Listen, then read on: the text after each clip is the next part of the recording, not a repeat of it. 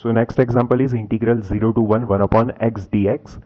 तो इसमें भी आप देख सकते हो कि जो लोअर लिमिट गिवन है 0, उसकी वैल्यू आप इंटीग्रेंड में पुट करोगे, so it will become 1 upon 0 which will be infinity, so it is becoming unbounded. So ये भी improper integral of the second kind का एग्जाम्पल है और उसमें भी जो फर्स्ट टाइप हमने पढ़ा था उसका एग्जाम्पल है।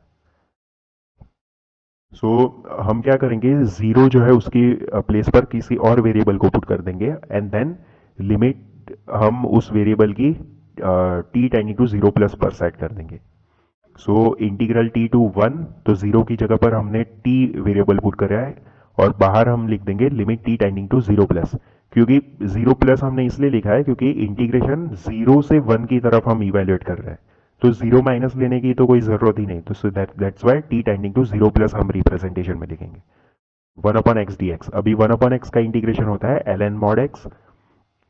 सो L N x we have return limit T tending to 0 plus from t to 1। अभी हम एक्सप्रेशन में अपर लिमिट की वैल्यू पुट करेंगे माइनस लोअर लिमिट की वैल्यू पुट करेंगे। So L N 1 will be 0 minus L N t. अभी when t tends to 0, यानी कि when t tends to 0 plus, तो एल एन 0 जो होता है, तो अगर आप ग्राफ देखोगे लॉग का, तो L N 0 tends to minus infinity. लेकिन यहां पर हमारे पास माइनस एल एन टी है, so it will be minus L N 0। So L N 0 tends to minus infinity, so minus L N 0 will tend to plus infinity. So वही चीज यहां पर लिखी है मैंने, as t tends to 0 plus L N t tends to minus infinity. So 0 minus minus infinity क्या हो जाएगा, plus infinity. So that's Y the value of integration is diverging, it is not converging.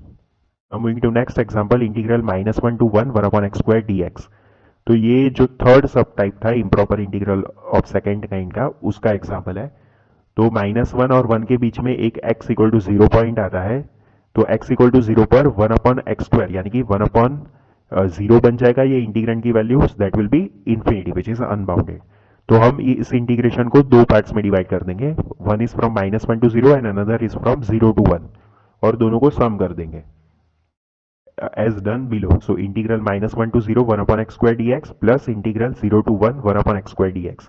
अभी हम one by one in दोनों integral की value, integration की value को evaluate करेंगे। सो फर्स्ट हम फर्स्ट पार्ट को इवेल्युएट करते हैं। So integral minus 1 to 0 1 upon x square dx।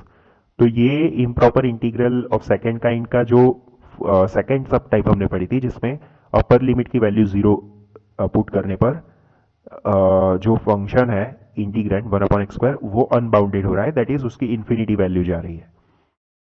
तो हम अपर लिमिट जो 0 है उसके प्लेस में t प्लेस करेंगे और limit t tending to 0 minus place कर देंगे। So limit t tending to 0 minus integral minus 1 to t x to the power minus 2 dx। अभी x to the power minus 2 का इंटीग्रेशन क्या हुआ, x power minus 2 plus 1 upon minus 2 plus 1, so that is minus 1 upon x। So limit t tending to 0 minus 1 upon x minus 1 to t। अभी हम upper limit की value put करेंगे, so it will become minus 1 upon T, और lower limit की value put करेंगे, so it will be minus 1 upon minus 1, that will be plus 1, लेकिन minus already है बाहर क्योंकि first term minus second term करना है, so that's why it will become minus 1। So minus 1 upon T minus 1।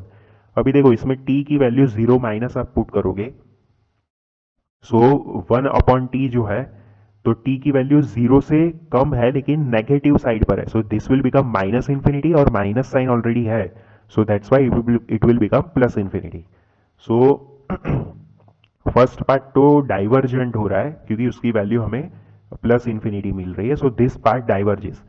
अभी देखो अगर एमसीक्यू क्वेश्चन है तो इसके आगे चेक करने की जरूरत नहीं है, फर्स्ट पार्ट आपको डाइवर्जिंग मिल गया, मतलब ये पार्ट कन्वर्जिंग हो या डाइवर्जिंग हो चेक करने की जरूरत नहीं है। अगर ऑप्शन में डाइवर्जिंग है ये पर्टिकुलर इंटीग्रेशन का एग्जांपल, ये पर्टिकुलर इंटीग्रेशन का आंसर, तो आपको डाइवर्जेंट डायरेक्टली सिलेक्ट कर देना है। लेकिन सिंस हमको अगर क्वेश्चन रिटर्न क्वेश्चन अगर आ रहा है तो ये सेकेंड पार्ट को भी हमें इवेल्युएट करके एक्सप्लेन करना पड़ेगा।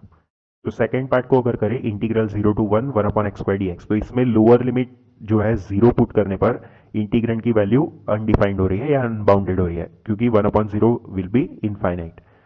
सो इसमें again limit t tending to 0 plus integral lower limit की जगह पर हमने t मेंशन किया to 1 x to power minus 2 dx। अब एक्स पावर माइनस टू का इंटीग्रेशन होगा -1/x फ्रॉम t to 1।